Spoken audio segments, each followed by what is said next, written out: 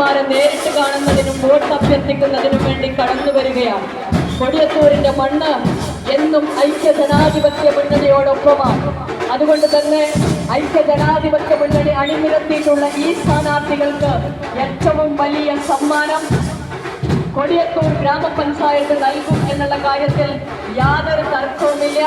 നമ്മൾ ഈ കാണുന്നത്, നമ്മൾ കണ്ടുകൊണ്ടിരിക്കുന്നത്, ഈ ആൾക്കൂട്ടം എന്ന് പറയുന്നത് നമ്മൾ ഉറപ്പിച്ചു പറയാൻ ആഗ്രഹിക്കുകയാണ്.